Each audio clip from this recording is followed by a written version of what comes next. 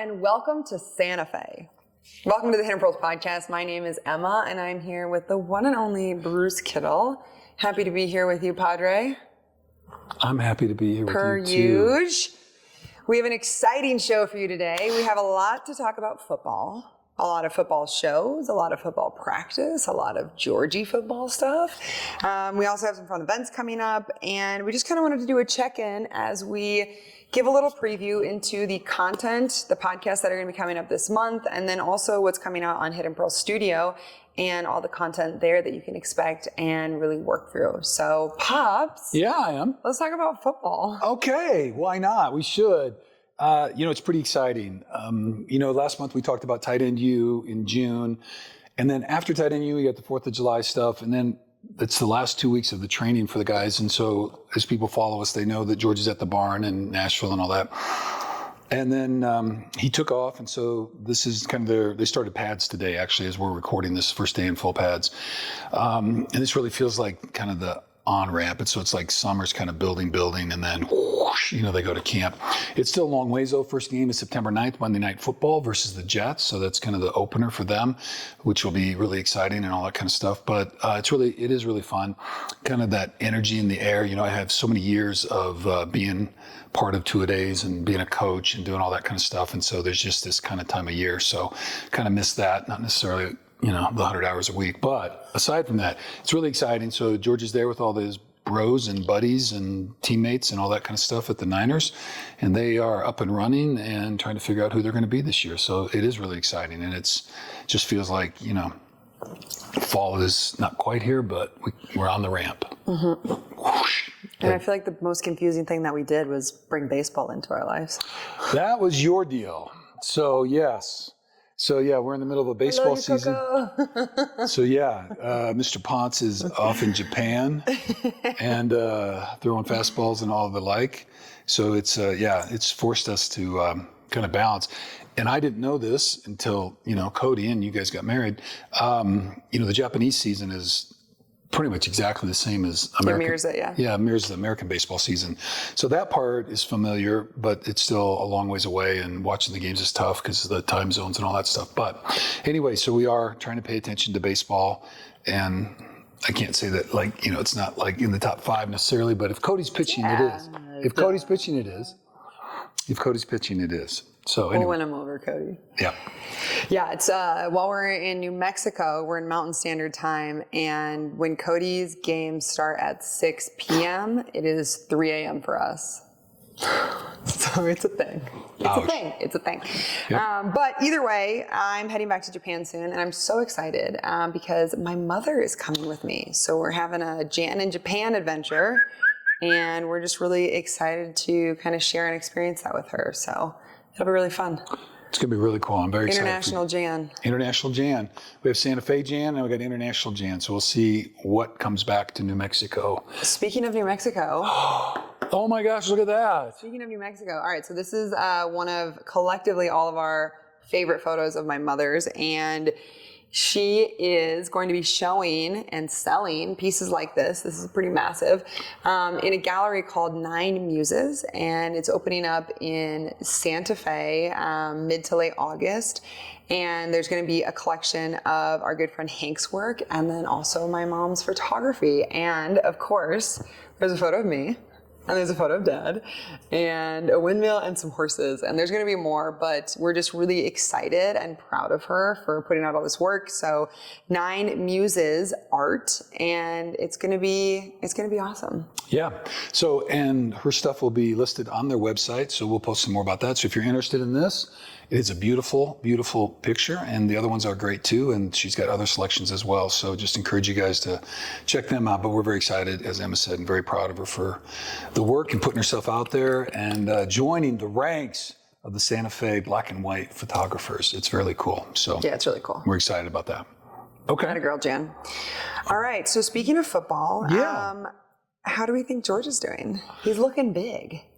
Yeah, he's back. There was big. Yeah, he's big. He's big. There was all that conversation because he, at the end of last season, pretty beat up, had a little off-season core surgery, lost some weight in that whole process. But he's done a great job rebuilding, kind of putting that back on. So yeah, he regained about 30 pounds over about 2 months, which is kind of what he does. So anyway, but he's back in that 240 plus. And so I think he's right where he wants to be for camp. So, but he does look big. And yeah, I mean, he's really changed from the kid who came out of college to, he's in his 30s and he's all grown up. He's thick. Looks like a man. Yeah.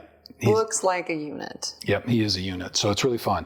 So that part's really good. They seem good. So I'm not much for harassing him too much during camp because there's so much going on and new plays and new all that kind of stuff. But we get a chance to talk every couple days. And so he seems good. He's excited by the team. It's really a different time because every year, and I think this year particularly for the Niners, a lot of turnover. New faces, the IU contract's still under negotiation, which is kind of how the Niners do it, but who knows where that's going to go. But some of the stable guys are there, and so he's back with those guys and just going to have to sort it out. But long way to go to September 9th for the first game. So we're just kind of in a slow trot right now with our horses. So we're going into year 8. We collectively as a family are going into year 8. Takes a village, which we're going to get to that. If you haven't watched Receivers yet, we're going to talk all about that. But takes a village. So we're going into year 8. How is the mindset for George going into year 8 different than any other year? Well, I think progressively as you go through, we often talk about the stages of the NFL career. So one is preparing and trying to get in, so that's the end of the college thing. And then once you're there, it's trying to make a team. And then, that transitions into trying to stay in. And obviously the big top super splashy first rounders and all that kind of stuff. But, for people in the middle rounds, 3 plus on. 5. Yeah, there's no guarantee about, making a team or staying with the team and doing all that. And so there's that transition, and then it's kind of staying in, and then it's really accelerating and playing at your very best. And then as a player, you just have to recognize, average career is still under 4 years for most people, if you do make it. And so the fact that he's going into year 8, he's already doubling the average. And I know he has his sights set. He wants to be a 10-year player for the Niners. That's a goal of his. It has been. And so there's a lot that goes into that. So I think, though, there's a recognition as the years go on and the plays go on in the seasons. You're getting older, your body's different, and so some things you do better and some things are more difficult. So trying to stay healthy, do all the restorative work and regenerative stuff that you can do, and then be really smart about how you use your body. So I think that mindset, I think there's a deep hunger, obviously, to win a Super Bowl. Yeah. So been to 2 of them, and that, is a really painful thing. It's great. They've had great seasons. But I think you can feel kind of the funnel closing. Yeah. Because it's not going to be indefinite. And we talk about that all the time. We talk about 3 Ps, but nothing's permanent is one of them. And certainly an NFL career is far from being permanent. So I think he understands that. He's in, clearly the second half of his career, if not the third. And so wants to make the most of it. So I think there's, I don't want to call it like a panic, but there's certainly a deep sense of urgency. The Niners as a group, the players that he's around, they've been there 6-7 plus years. And so he's got that core group of veterans, but I think they all feel like, if this team's going to do it, they need to do something here in the next year or 2. So I think there's a real deep focus about that, paying attention to things that matter and trying to get that done. So we'll see. Lots of ball yet to play. When you say paying attention to things that matter, are there any things that really stand out? Well, I think over time, like individual practices, you want to go out and you want to, work on your skill sets, whether it's passing or catching or blocking or whatever that is, but there's a lot of fluff this first 5 weeks, there's a whole bunch of people there that aren't going to be there. So when they finally sign the team down to whatever it is, 53 players now, more than half the guys that are walking around the practice field right now won't be there.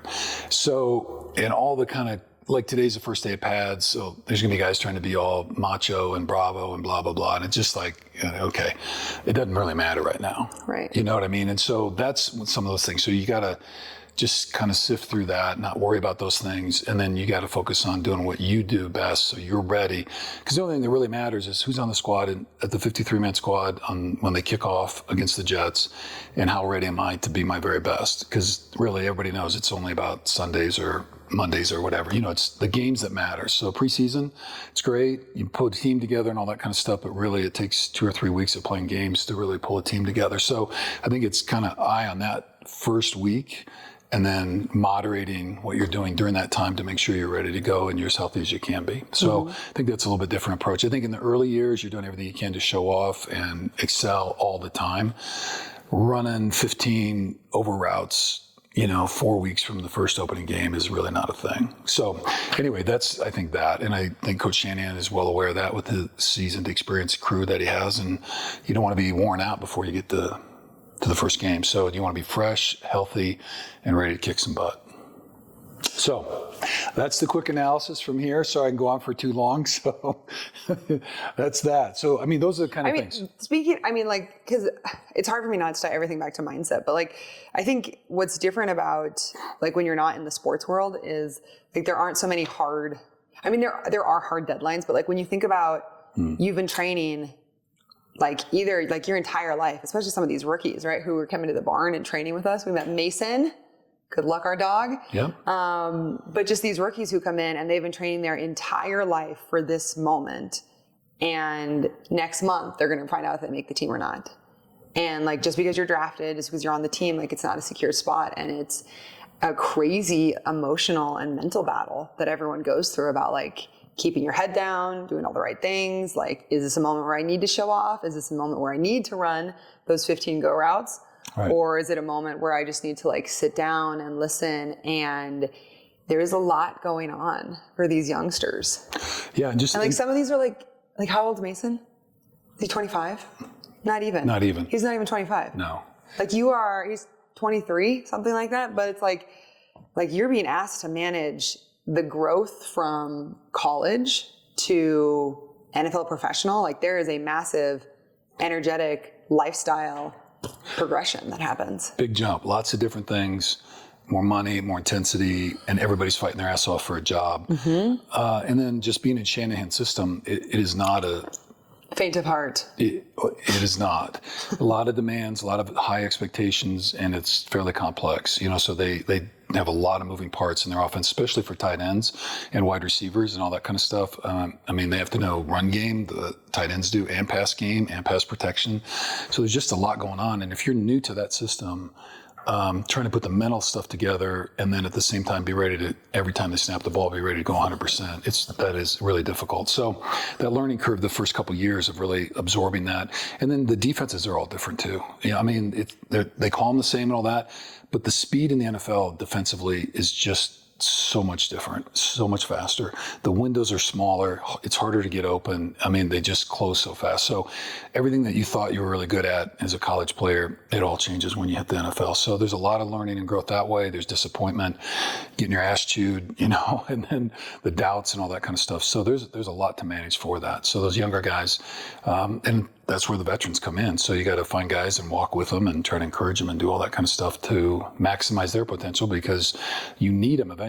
You don't know somebody could rise up that first year and be a hell of a player. So you want to make sure you're protecting all those guys and helping them along the way. But yeah, lots of stuff going on for those guys. And that's why it's so much fun to watch. Yeah, exactly. So anyway, we'll kind of follow camp and see who sifts to the top and what they decide and who's going to be where. And it's going to be very, very exciting. So we're looking forward to another thrilling year with the Niners. Absolutely. So another exciting thing is that you've got your first Netflix show. I wouldn't call it mine. I happen to be included along with the family. So yeah, Receivers came out. We had the great fortune of being there for the opening at the Netflix theater, and thank you to them, and thank you to Jason at NFL Films and the whole crew that followed us around, and just for being a part of it. It was really cool. And as you know, I'm not overly camera friendly a lot. I kind of get tired. Just for this one. Yeah, well, just this is okay. But camera.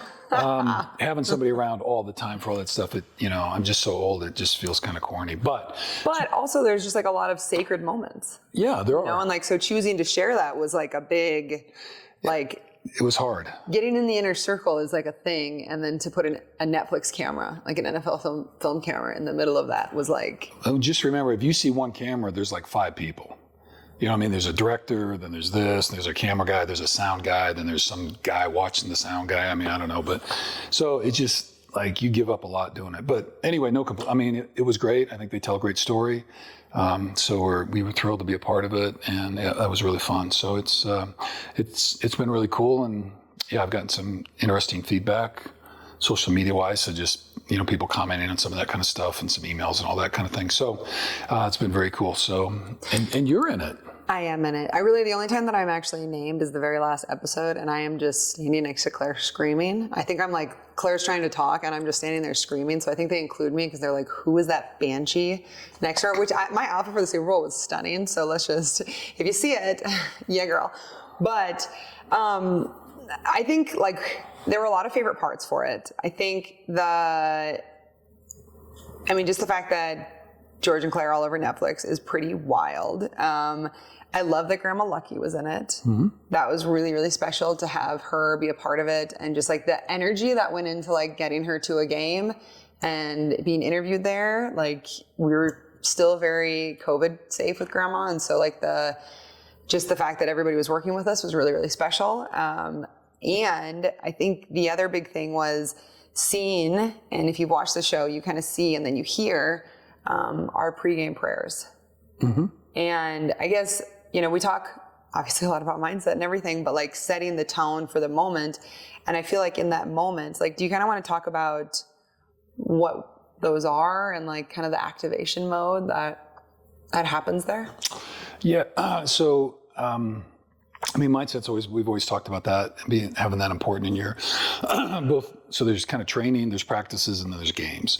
And so they each have a little different modality. And so George's game prep has evolved over the years, but I think one consistent element has been kind of the fuel that his family has been able to provide for him, and Claire. Obviously, she's really, really important to him and is kind of his main source. That was a transition as he got married and all that, and it's a great thing. But we've been, we've gone to, last 3 years or 4, we've gone to every single game, which is a lot of travel. But it's a beautiful thing, because you don't know how long it's going to last. But that prep, and George is superstitious, as many players are, so there's kind of a pattern that each season has its own kind of vibe to it. But we've evolved into this, whatever Starship Enterprise kind of, gathering in one of the hotel rooms before he jumps on the bus on Sunday morning. So that's kind of part of that. I send him some other stuff during the week, and I do the letter every week and all that kind of thing. But that for us, I think, has kind of grown to I think he's really superstitious about that. And so it's been really powerful. They've been really fun at home. Like this season, there were other people there, and that kind of fed into it. And so, NFL Films. One of our circles was like 20 people. Yeah. So we just said, what the heck? Normally we haven't done that. But anyway, usually it's been pretty small. But, sometimes the extra energy was all good. The juice. Wasn't it before the Cowboys game? Yeah. Which went well. I would say that went well. So yeah. So George, that all went really well for him. So kind of around his birthday and 3 touchdowns and all that kind of stuff. So, but I think it's just a way to kind of connect, grounding. And we're going to talk about that today, kind of the energy. We are a family that deeply believes in that prana and that energy. And so tapping into that, sharing that, connecting with each other, connecting with the earth, connecting our own, what I'll call divinity, but I think today we're going to talk about the finite and infinite, but it's kind of that same thing, the energy that we carry within to the energy that's around us, and kind of finding that flow. And I think that family bond and some of the prayers and that kind of stuff that we do has helped George kind of stay in his flow. I mean, athletics and everything else, you have to lean into it in a way, but if you're reaching and grasping, it tends to elude you. So it's a very interesting kind of dynamic that way. So being ready for the moment and prepped and not too tight and ready to flow, and you got to flip the switch when it can. So those are all things we try to support him in. And like I said, every year it kind of evolves, but it's been really fun to be a part of, and always grateful when you've been able to make it and got back from Japan. So that was like one of the only games that I wasn't there that they did. So I just want to say, Jason, like what the hell, man? Like I was like, what? That's the one you chose? Anyway, not that I'm upset about it, but I did notice, Jason. Anyway. Yeah, raising Prana. But speaking of Prana, George talks about Claire being his battery. Mm-hmm. And I think that I love that him saying that, because I think that's so in alignment with like the energy of this month and like what we're really focusing on. Because like for the 8th month, it's all about our pranic body and prana. And so in thinking about those situations where like it's super spiritual for us, like that kind of energy ceiling, it's like, I mean, you're going to hear the prayer when you watch it, but it's setting the intention of protection, of love, of tenacity, of a little bit of violence, of, you know, just like what it takes to win a football game. And I think in those moments, like we all kind of have our arms around each other and we're just taking these like deep unified breaths. And in that, it's like breathing in. Like I feel like when we go into those moments, I'm getting chills right now, but like when we go into those moments, it's like we're like juicing him up, you know. And I think that's why being at all the games is so important, because it's this extra hit of, it's like that extra battery. And I think George has always done such a beautiful job of not taking everything so seriously, like taking it really seriously, but having so much fun in the moment. And so, you know, like seeing us before or doing the prayer before, or like being in those routines, it's like, if you're mental in the locker room, like you can come back out and like, we're going to be there to like shake you up or like, you know, rough you up and kiss you and love you. And I think, I don't know, the more like we watched it, and you see this in every single family, but it's like the love that goes into a player being in the NFL, like the love from their family, the love from the coaches, the love from the training staff, like the way that you operate an NFL football team is insane, like how many people it takes. And so just, there is so much love and care that goes into everything, especially at the 49ers. And I think that really shows through, but it's cool. It's that kind of transfer of energy and belief and affirmation of like, you're the guy, you can do this. Exactly.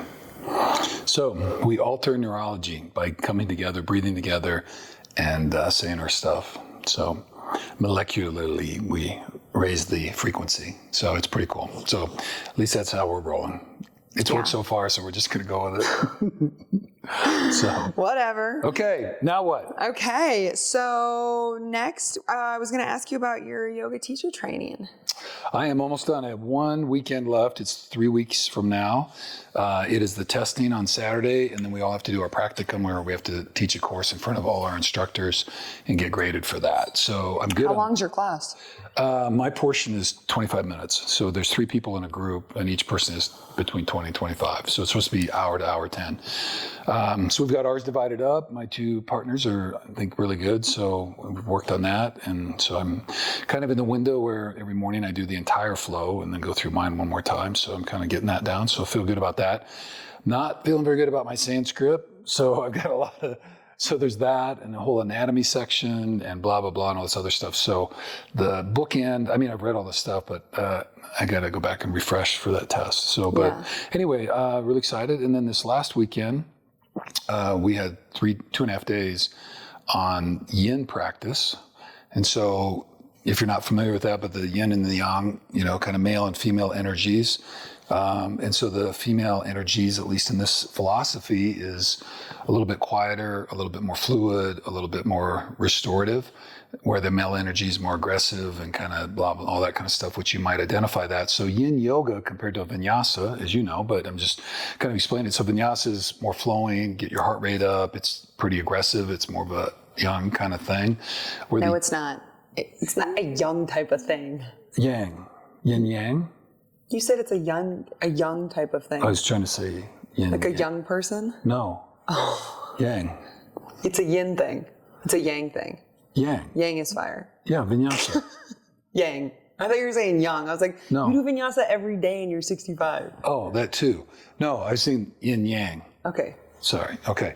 Anyway, so that's a little bit more aggressive and people go for the workout and all that. Yin is much slower. You get into these positions and the idea is you're really working on the structure, the fascia to separate, stretch, and release. And so it's pretty uncomfortable. You know what I mean? People think you're just laying there, but you're really not. You're getting to the edge and all that kind of stuff. But anyway, we had a wonderful instructor and learned a lot about that. And it's kind of really fits into kind of where I'm at with my yoga right now anyway. So I'm looking forward to learning more about yin and doing a little bit more of that. So hopefully in August, I'll have time to throw a little series together with some kind of a yin practice. And if you haven't done very much of that, I'd really encourage you to give it a shot. I think it's really liberating. tolerating. And I think as we were talking about it, we talk on Hidden Pearl Studio of meditation and then movement and then mindfulness. And we kind of think of it as a little bit of a progression that way. It's circular for sure, but kind of between meditation where we're sitting and we're breathing and kind of doing the whole thing. Yin is another step. So you're kind of moving, but not like a regular vinyasa flow. So there's a lot of stillness and you're just left there with your breath and body. And I think it's a really powerful way to kind of deepen your meditation practice as you're moving into, because yoga then is a little bit more movement and it's breath, but there's kind of that more flow to it. And so I think it's a neat progression that way. So it's a really nice step. I think if you've been sitting on your cushion and meditating, yin yoga for movement is a neat way to engage your body and get thought embodied. And everybody's heard me say this, your body's always in the present moment. So if we can be embodied, between breath and what we're doing, we have a chance to be there in that moment with the body. So I really like it for that. Anyway, I'm really excited about that. So I'm looking forward to kind of being done. It's been, every other weekend or so, and it's a long ride. It's been a lot for the family. So I'm grateful to you guys for tolerating me. And my teachers have been great though. I've learned a lot. So I look forward. This is really, for me, just a starting point. And I'm really excited to learn more and more about the body and the ways in which we can keep building all this. And you're like way ahead because you've been teaching forever. This is my 10th year. 10th year, I know. And you do a beautiful job and all that kind of stuff. So if you're not doing yoga on the app, get on the app. Get your butt on the app. Get on the app. Because it's beautiful stuff. So, but anyway. I think I kind of want to touch on what you were saying about yin being like the kind of middle step. So the way that we like to talk about the progression between meditation, movement, and mindfulness is meditation, like you said, is when we're just kind of sitting stationary, we're breathing, we're visualizing, but it's a very internal process. And then you have movement where you take the same concepts, the same breath work, the same visualization and intention, but you add some movement. And so whether it's like Tai Chi or Qigong and it's really simple movement patterns, or like a vinyasa practice where, if you once you get into vinyasa or Ashtanga, it's like, the movements, it's like 7 movements and you're just doing it over and over, and it kind of helps you get into that flow state and you can just really match your movement with your breath. Well, a kind of in-between step from meditation to movement is yin yoga, because while you're doing this meditation, the poses are held for like 3 to 4 minutes each, but then you're going to switch poses. And so each body part, our different meridian system, there are different poses that activate different energies within us. And this is exactly how we've structured Hidden Pearl Studio to break it up so you can kind of get to know and explore those different sides of yourself. But yin, it's like, okay, we're going to do a meditation in this pose. Right. And then we're going to do another like 3 to 4 minute meditation in this pose. And then we're going to do another one in this pose. And there's usually like within a class, there's only like how many poses? 5 to 8, depending on, right. If you have to do right and left side, which most you do, but some of them are, both sides are combined. So yeah, somewhere 5 to 8, because you hold them so long for a 50 to 60 minute practice and a lot of breath work. And it's a very slow transition and all that kind of stuff. So it's very easy pace that way. It's not heart rate kind of cardio thing at all, but they're very challenging in the sense that if you're working your body and you're getting to that edge where you're, it's just the whole hour is pretty uncomfortable, really. And when you think about, okay, it is uncomfortable, but I will say it doesn't have to be, because if you're doing it at a studio with a lot of props or pillows, like these types of pillows are great. Like having the support around you is really important. But if you're looking for a way to lengthen your meditation practice and just sitting has not been doing it for you, yin yoga is like an incredible bridge to extend your meditation practice. And it's just this like complete state of surrender. Right? Because really after like probably like 3 to 11 minutes for me, depending on the type of energy and what I'm bringing into the practice, it takes me sometimes that long to like drop everything. Right. And then I can kind of get into that flow and really tap into the energy and the spirit side. But in yin yoga, like your body is speaking, and I think especially as we talk about our 8th season, 8th body, let's go.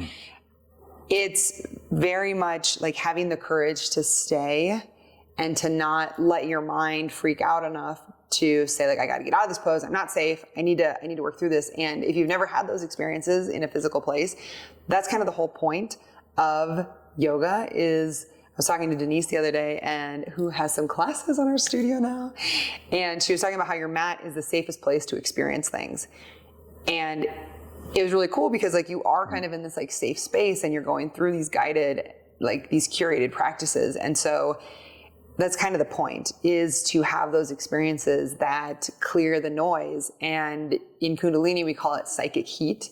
And so you start to build enough psychic heat that when you're like, it kind of bottlenecks all the energy, and you're going to see like what's coming up for you. And so for me, I have a lot of stuff with heart openers, right? Like I'm just really tight through my mid back, my diaphragm, like back bends are super hard for me. And whenever I go into them, I have to tell myself, I'm safe. I'm okay. I can relax here, like relax and be gentle, and you're held here. And so it's this whole, like, yes, it's a physical process, but it's very psychological and emotional as well. Yes, I think that's all really true. So, and I don't want to scare somebody from yin. I mean, the idea Yin's is awesome. Just try it. To get to your edge, but like you control how much pressure you put anywhere. And it's not about pressure. It's letting gravity do things for your body and letting it just relax. So I don't want to do that, but I think it trains you. So, from the mat, we deal with the, emotional or thoughts, stuff that pop up, and we're working through that as we breathe.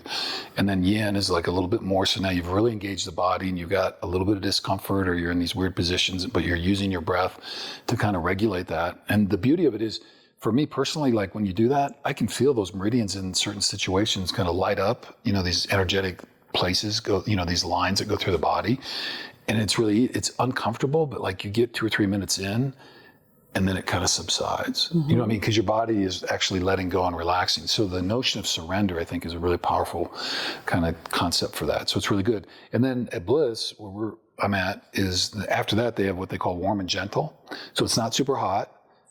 And then it's a little bit of a flow. So it's in between yin and a regular vinyasa. So there's more stuff. You don't hold it quite as long, and it's not quite as hot. So it's a wonderful transition. And then you got your regular vinyasa stuff. And then you get into your kind of Pilates and sculpt and super high-end HIT stuff. So it's like this whole spectrum of possible ways in which to use movement to engage breath and body. So anyway, I encourage folks to kind of find that. But we're going to throw some stuff up. And again, Emma's got some stuff. Denise Gonzalez from Blissful Hot Yoga. She's back this month, and so we're excited about that. And then I'm going to try to throw some yin stuff up, and so we'll play around with that and see what happens. Just throw it up. Just, yeah, I'm on it. There you go. Okay, now all right, let's talk about, we've been kind of sharing a lot about it, but let's talk about just what we have coming up for August and the 8th body and why we're doing this, right? So what's the whole point of it? Oh, well, the whole point for me personally, I can't tell if we're going big. This is the connection between the finite and the infinite. So big picture, I'm trying to create opportunities both to heal myself and to help others heal themselves so that we don't go out and hurt anybody else. And then our tagline, right, is, I think, equipping or journeying with people as they mindfully discover, heal, and express their authentic self. And that's really what it's about. It's about the healing journey and being in a community and doing it together. And as we heal ourselves, we can heal each other. And as we heal each other, we heal the world. And bam, next thing you know, peace, love, and kindness, I guess. So peace, love, and kindness. Yeah. So August in the Kundalini calendar, it talks about the 8th body, which is the pranic body, I believe, if I've got that right. So could you tell us a little bit more about what this whole pranic body thing is, this 8th body in the Kundalini calendar and prana and energy and all that stuff? What's going on with this? So since August is the 8th month, we at Hidden Pearl Studio are deciding to focus on the 8th body. And so the 8th body is, like we've been saying, it's your pranic body. And so it's all about your breath. So last month we were really focusing on the aura and creating this energy of feeling self-contained and really safe and secure within ourselves. And so once we kind of have that energetic barrier, then it's using our breath to call in, to really be intentional about the type of shall we say, atmosphere that we're living in. And the big words that we're focusing on this month are energy, courage, and self-initiation. And so energy is a big one because there's there's balance and imbalanced states of everything. But this month we're really noticing, is your energy a little bit more anxious and chaotic? Is it harder to understand like where this energy is coming from, or kind of the flow through your body and even the flow through your life? Or is it really organized and clean? And we always keep talking about a river, but like just that natural flow of it's self-sustaining. So is it you naturally feeling energized and you have practices and maybe a lifestyle that energizes you? Or are you always really relying on caffeine and pulling things in? And like caffeine is not, like a little bit of caffeine is fine, but depending on something else to energize yourself is what we want to be mindful of. And so then we have courage. And I think there's a ton of stuff that we can really unpack with courage. But I guess the way that your breath translates into courage is like before every situation, before every podcast, before everything that we do, like before we're going to be on or, share something, or even from receivers, right? You see George doing his breathwork practice. Breath is a calming presence. Breath is a calming activator for your courage. And so whether you're stepping onto a football field, whether you're going to have a difficult conversation, whether you're going to film a show, whether you're going to do anything that just like post on social media, something that maybe makes you question or feel doubtful, it's how can you use your breath to silence those other thoughts and then just courageously step forward and show up as your highest self, or the self that you want to put forward. And so this month we're really focusing on identifying the different ways that we are courageous in our life, the things that either give us courage or make us feel not so courageous.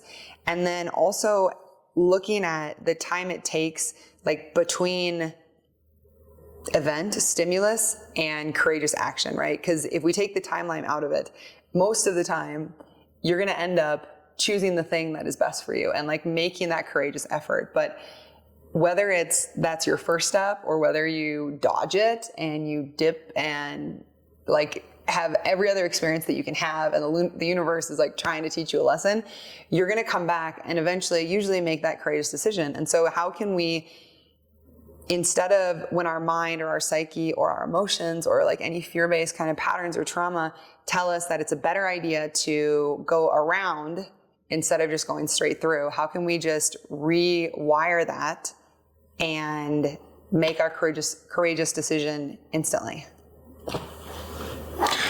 Yeah, it takes a lot of practice. It does, but I think, because like sometimes you think you are, and then you realize, I have some underlying commitments, I've got some negative or limiting beliefs or other kind of things that were working in my subconscious. So I made some choices that really kind of took me away from what I needed to embrace or to walk through or work through and all that kind of stuff. So I want to get back though, Emma, just on this question. So I could see somebody in our audience listening to this, and you asked the question, well, is your energy chaotic, or is it aligned or in balance and this flow and all that kind of stuff? Like, what should people, when we say, feeling our energy or reading our energy, like I'm thinking for a lot of people, like, well, they're going, what do you mean? Like, how do I feel energy? So you say I'm breathing, I feel my breath going in. Okay, I got that. But like isn't there a wide range of ways in which people feel or embody this energy, this life force that you're talking about? And if I don't feel anything, I feel my breath, but like what if like my fingers don't tingle? I don't have anything in my chest. I don't blah, blah, blah. Does that mean I don't have any life force? Or like what's going on with that? So talk about this spectrum of experiences, both kind of somatically that people might have with this energy. And then if I'm not having a lot of embodiment of this energetic feeling, I mean, we all have kind of energy, like I wake up and I'm tired or not tired, but can you translate that just a little bit more for us about like, what should people expect when we talk about this? So if I'm doing my breath work, will I feel more energy? Where do I feel it? How do I feel it? How does it manifest itself in the body? All 100 of those were excellent questions. I really appreciate that. We'll kind of start anywhere you want. I really appreciate that. Because It's a super fascinating topic. Okay, so I think the biggest thing to remember is that we're all unique and that we're all going to have really different experiences. And so we say you have your biography, which is, let's start with biology. So you have your biology, like you were made this way. And like, even though I came from you, I am a vastly different human. And I'm having very different physical and energetic experiences. But then you also have your biography. And so it's like the things that have happened to you and the course of your life, like the different things you have, you know, whether it's been a really great thing or whether it's been a not so great thing. And there are these different moments that can have huge influence over us. And we kind of learn these lessons of how we're supposed to behave or whatever. And, or like what makes us feel courageous or not. And I think, so I would just say the first thing is that like everybody's going to be different. When I sit and meditate, when I feel in flow with my energy, I am not feeling like I've had a Kundalini rising experience, and it is this very intense cosmic experience where like it is a very physical feeling and it feels like this energy is like dancing up your spine, and then it feels very euphoric, kind of psychedelic, and it's very cool, but like that is not the norm for me whatsoever. So when I sit down to meditate, I usually notice that I have either a running list of things in my head that I need to do or I need to take care of, or things that are just kind of like, oh my gosh, I need to be doing this. And it's like this kind of chaotic energy. And my mind, I'm very like an idea person. And so I'm like doing 20 things at once. And so I think it's asking yourself, like, am I choosing to be this way? Like, is this a conscious choice that I'm managing a lot of different things? Or am I just feeling so stretched in all different directions? And the visual I always get when I talk about this is like Venom from Spider-Man. Like, it's either this like cohesive energy or he's just literally being like ripped in half. You know what I'm talking about? I do. Right? And so I think energetically, like your prana, it can also be oxygen. Right? And so when you breathe in, you are pulling in more air, you're pulling in more oxygen, and then it moves through your body via your blood.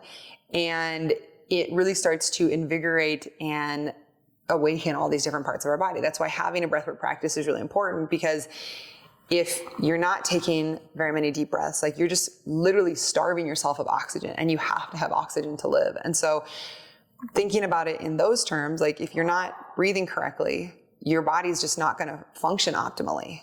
And if it's not functioning optimally and you're not sleeping well and your digestive process is turning off, there are all these different ways that your body as a system is going to just slowly start to shut down. And you might not see it all at once.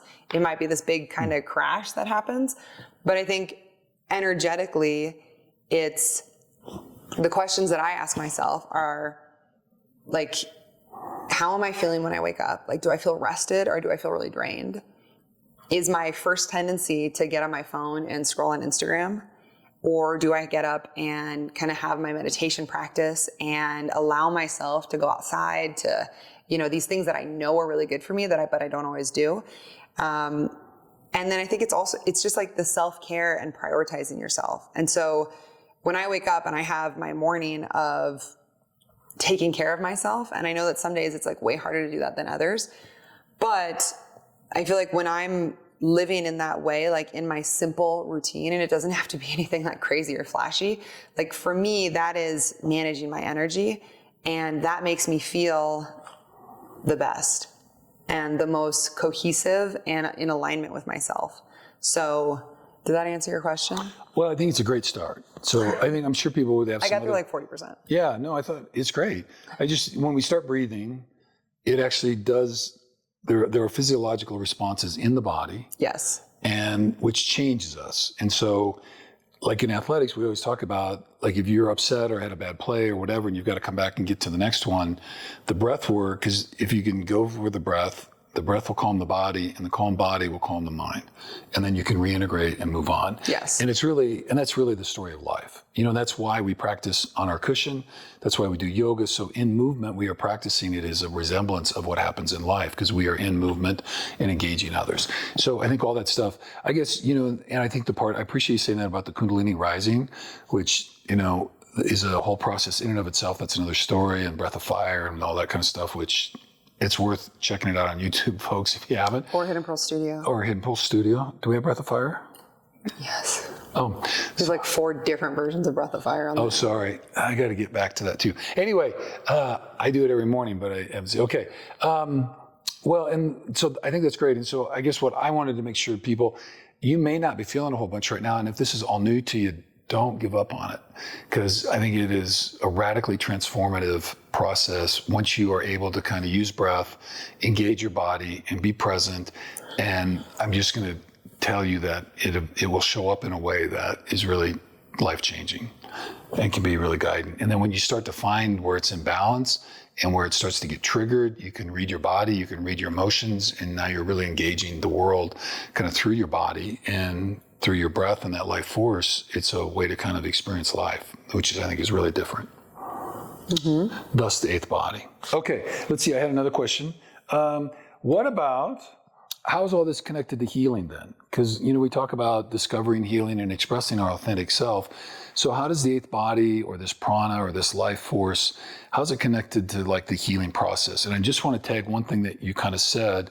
You mentioned this thing that, we have a life experience, and I think there are 2 real strong influences. One is that culture, society, family, outside external resources tell us how we should interpret that event. Mm-hmm. There's a whole bunch about it. And sometimes it's really helpful, and sometimes it's not helpful at all. It can be really shaming, blaming, and blah, blah, blah, or we develop this story. And then the other is internally, eventually we develop a story about what happened. And so big T or little t trauma, we have this, and then that narrative can be so ingrained in us that we get stuck living this story over and over and over. So when we think about that, and then people think about healing, because it means so many different things to so many different people. So there's obviously the physical healing, but I'm really talking about the emotional and spiritual healing, which would pull in kind of the cognitive. But how does the 8th body, this life prana and this energy, how does it relate to this kind of healing that we might want to experience in our life if we've had some kind of trauma in our past? Well, the way that yogis, like my teachers a lot have described it, is like all disease, so dis-ease, so an interruption in the harmony of our natural physical process or natural energetic, emotional, spiritual processes. So when there's a disruption or a dis-ease, it usually is because there's a lack of prana. And so the way that we specifically talk about it is it's whether you're like completely cutting off that part of yourself, and whether that is your family, or you're not looking at your finances, or you're not taking care of yourself, like how you're eating, or you're really isolating yourself. Like there's all of these different ways that it can show up. So whether it's happening that way, or it's happening actually like in your physical body, right? And so like speaking of circulation, right? So like if we have poor circulation in a part of our body, it's literally going to die. Like it gets starved of nutrients, your body starts putting energy into it. And so that's why circulation, and especially if you watch receivers, you're going to see all the different stuff that George does to build circulation in all parts of his body. And so your breath and breathing, right? So we have this cavity behind our eyes. It's called the optic cavity.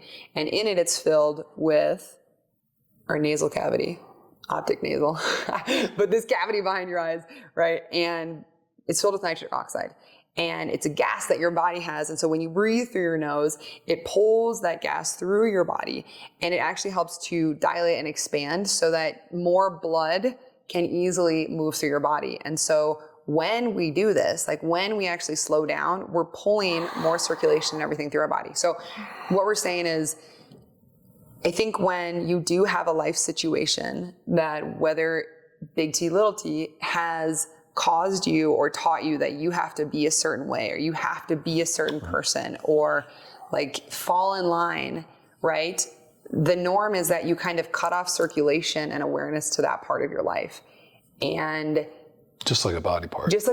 And it's really easy to do, right? I have a client, we were talking about this, and she goes, I shove so much stuff under the rug that I can't even walk across the fucking rug anymore. And that was like such a crazy visual to me, because I think even when you like think about, like there's a dead body there, like there's stuff underneath there. I was like, honey, we gotta clean this out, baby. But it takes breath work to calm your nervous system, it takes a lot of courage, like a ton of courage to show up and say, I'm going to peel the rug back. Like I'm actually going to look at these different parts. And it takes a ton of courage to say, like, I'm going to question this story that has really navigated and dictated a huge part of my life. And so whether that is, like we were saying, a physical body part, or it's more of an energetic pattern, like it's really important just to bring awareness to this. And like really the reason that we organized Hidden Pearl Studio this way is by like looking at each of the different body parts, because there's so much to unpack with every single one. And I feel like just by talking about our pranic body this month, like we're really hitting into courage. Like what makes you feel courageous, right? What doesn't make you feel courageous? And like I personally know when it comes to being on a podcast or presenting myself on social media or putting myself out there, like if I'm not feeling great, I don't want to share stuff. And if I don't feel like internally safe and protected, like I don't want to share stuff. And so I think what we always say is like helping people to mindfully discover, heal, and express the authentic self. And express, yeah. Like there's a huge progression of how we get there and how we do that. And so I think the healing part comes with awareness. Yeah, so there's a whole kind of progression. We have the 5 A's and the 4 blah, blah, blah. We won't have to go through all that. But there's a sense, and I think the courage comes in first, is looking in the mirror and really being honest with yourself where you're at. Because there's no way to change where you're at if you don't know where you're at. And so really that's kind of the real starting point. And so that courage takes all kinds of abilities to do that, to face it, to look into it, and to be willing to recognize it and then accept it, and not beat yourself up over it. I am where I am, And I guess the one thing I do want to say though is sometimes those initial narratives and stories we tell when we're in kind of survivor mode, I don't want to discount that, and we're not trying to like say you shouldn't do that, because all of us do that to some extent. It's just that those narratives sometimes they get locked in, and then 2 years later we're still telling ourselves the same story. So sometimes we got to throw the shield up and block. But there's a point though where we have to like drop the shield, look honestly at what's going on, and how can I reframe this story in a way that is more empowering to me and helps me live out my life in the way in which I want to. But also I wouldn't start at that maybe.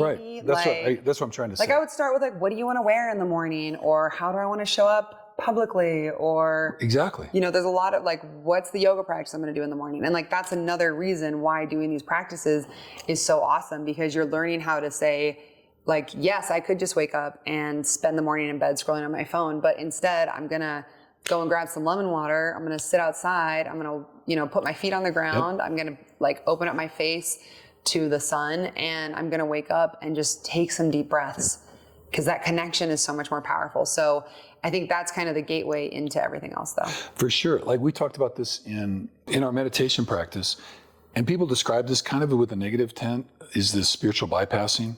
So like I have an experience and then I get all zen and I kind of transfer through that.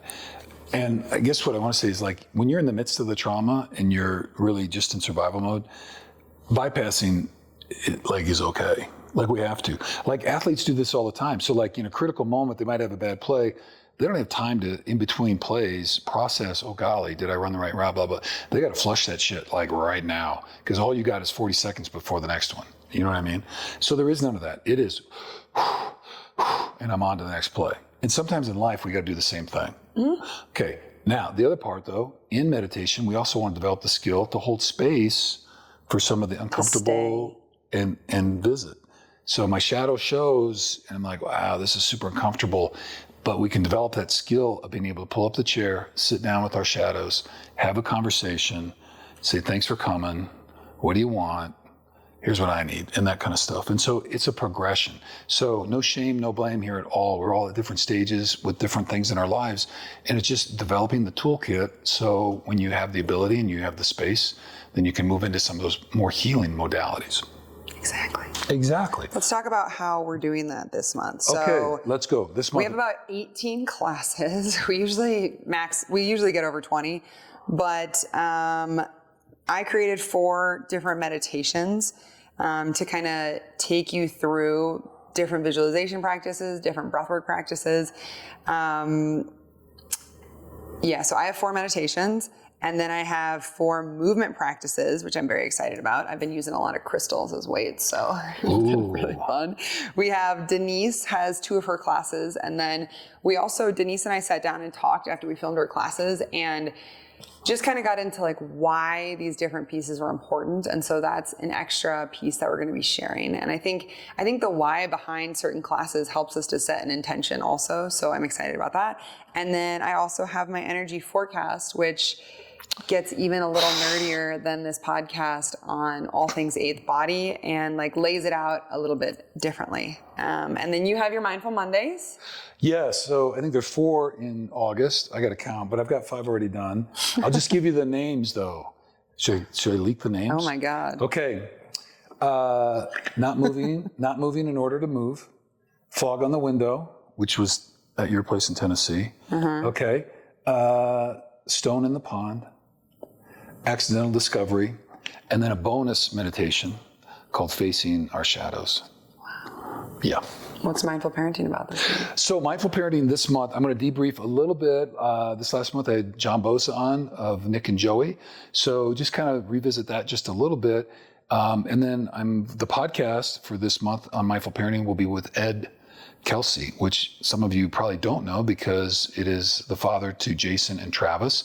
It doesn't get nearly as much notoriety as Mom, but we're pretty excited about that. We've really had the great pleasure, other than the Super Bowls, of getting to know Travis really well. Besides the Super Bowls, we love Travis. Anyway, great guy, great player, obviously, and all that kind of stuff.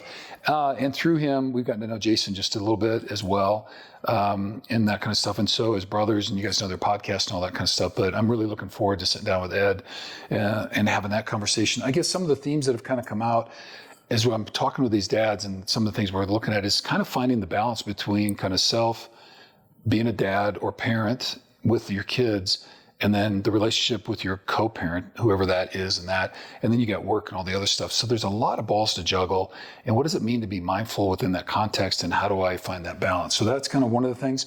The other thing we got in with John, if you haven't listened to it, but we're going to revisit this, and I've talked about this, is kind of the stages of development with your kids and how your role as a parent, as their stages evolve, also evolves. And so you can't always hang on to who you were when they were 4, 5, and 6, because when they're 7, 8, and 9, or 10, 11, and 12, or whatever, it completely changed. And there's a lot of the conversation I had with John about that evolution. And it was really interesting because his perspective, or I shouldn't say perspective, but his approach was really different in some of the choices he made as he related to his 2 boys and how I interfaced with George and Emma, on some things. And so it was a really cool distinction. There's not a right or wrong, but it's kind of being intentional about that. And that's where the mindful piece kind of comes in. And let's see, I guess just last, the underlying theme, which was really interesting, because I don't know if you know John Bosa or not, but the more dads and parents that I talk to in this field, one of the resounding, and this to me comes back to life force and prana, is this idea of unconditional love. And so, John's kind of I don't want to call him, but he's like stoic. He's underground, pretty, doesn't have a big public figure, any of that kind of stuff. But, he's kind of one of those guys in the alley, like you might want to pick him if you're going into the alley, you know what I mean? But like when you hear John and he starts talking about his boys, and like the things that they did and how they related and all that kind of stuff, he talks a lot about love and unconditional love, and what a joy it was to be a part of that and to have them in his life and all that kind of stuff. And so I just think, this commonality, and I think particularly for men, this armor that people want to wear, we're not in touch with our emotions and all that kind of stuff. But when it comes to our kids, more men are than I think we give them credit for. So I think it's a really cool story that way as well. So just trying to unlock that a little bit and invite people to step into the love you have for your kids and the sacrifices that you make. And that was one of the other things that came out, is just the choices that you have to make. I mean, if you're really going to be present in your kids' lives, there's a lot of choices to make that you have to give some other things up. And so that was part of the conversation as well. So anyway, so we'll do that with Ed as well. And then I'm going to kind of get in a little bit deeper with a couple of those topics in the next class for the mindful parenting. So I'm excited about that. And I'm really enjoying kind of this conversation and the journey, mostly because I loved being a dad. I still love being a dad, but I just mean, they're kind of launched now. But anyway, launched. It's been really cool. So that's a little bit of the view of mindful parenting, at least for this month. Okay. Yeah, I'm excited for it. I've loved the mindful parenting episodes. They're so fun, and especially like for our fellow football fans, like having the parent of somebody who you raised. Like, I feel like when you look at an NFL player, they're like this macho figure, and then they're this little boy to the other person, right? And like John really talks about that, and it's really sweet and amazing. And I think also just maybe reminds us to humanize the players and not be so mean during the season. Because they are still People hear it. They're still a bunch of little kids. There's still a bunch of little kids, and I think that's special. And I'm really glad that you mentioned the thing about kind of opening your heart, because a big part of your pranic body, like the muscle of your breath is your diaphragm. And the diaphragm is kind of this last protective shield against your heart. And so learning how to relax the muscles around your heart and open yourself in that way, there's a lot of energy around that and a lot of emotional connections and ties and fears that can come to it. And I think especially with men, with these super macho men, I'm very grateful that I feel like we're now in a time where it's cool to show emotions, but there's still a lot of programming that has to be undone. And so, I think that even is one of those stories we were talking about before where it's not always cool to do that. And I think George, as a perfect example, he's really great about being that like superhero on the field and then having these like really empathetic and heartfelt connections off the field. And it takes a lot of awareness and mindfulness to be able to do that. So the eighth body is a lot about that. And we really do get into some heart openers. There's a class that Denise does all about heart openers, and it's this really slow, methodical class, and it's not a yin class, but it's very slow paced and like all about your breath and like sensing in to this space and how can we open it up through our breath and through this movement. So there's a lot going on. There is a lot of medicine coming at you this month. There is, yeah. And that is one thing, we talked about yin, but also with yoga in general, there are certain poses that really kind of open us to unlocking certain emotional or energetic blocks. And as some of that stuff comes up, it can be a little overwhelming, I think, sometimes for people. I don't necessarily have that. I have very strong kind of physical kind of responses to stuff. People talk about like the hips hold a lot of emotions and that. And if you do a lot of hip openers, I haven't really had like anger or any of that stuff, but I do know people that do, they can get done with a big kind of flow like that and feel really sad, or it can make them feel kind of just heavy and all that kind of stuff. And so it really can unlock some stuff. And so that's part of it, is listening to our body and working through all the things that might come up so we can kind of free ourselves. So, and on the point you were making, it's just, I think it's more about unlearning all the things that our society and our culture has taught us. Because we've said it before, you're the magic, you're the music, you're the medicine. But we've been told we're not. Yeah. And so we're working on unlearning. It's not like learning a bunch of new stuff that you don't know. It's unlearning all the shit that is buried, all the things that you do know. So all of this stuff is in your body. It's in your spirit. It's in your heart. All we're trying to do is free things up, and so you can tap into all the power that lies within you. Anyway. That's where I'm coming from. Okay, we better wrap up, or we're going to be here all night. I got things to do. Last question. What has been a hidden pearl for you lately? I think the hidden pearl for me, the yin class was really good. So I really, really appreciated all that kind of stuff. And I think then putting together, I'm about to take a little Cali trip. When you guys head off for Japan, I'm taking off for California. I got a little time with George. I'm going to the Operation Freedom Pause Wine Gala on August 3rd on Saturday. And so encourage you guys to look that up. All the links will be everywhere. And there's George has a great auction item, George and Claire, 4 bottles of wine, and they're 4 of their favorites, and autographed jersey. So doing that, and we're really proud to sponsor a table there. So I'm looking forward to being there for that.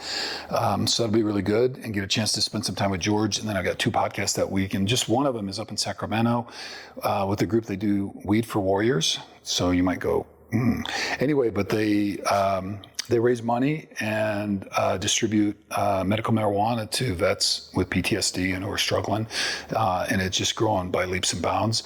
And then they also, everybody in the group, they're military, And they were all wrestlers at high school in Sacramento.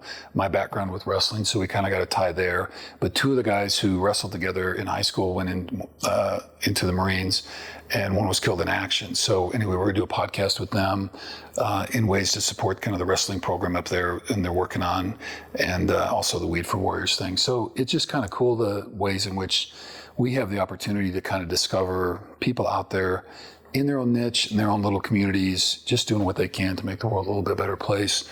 And it's really powerful when you sit down with people on how passionate they are about trying to help others and serve people. So anyway, we're proud to be a little bit of a part of it in the ways that we can be. And I'm looking forward to that trip and getting to meet some of those folks. Sit down in the old wrestling room again.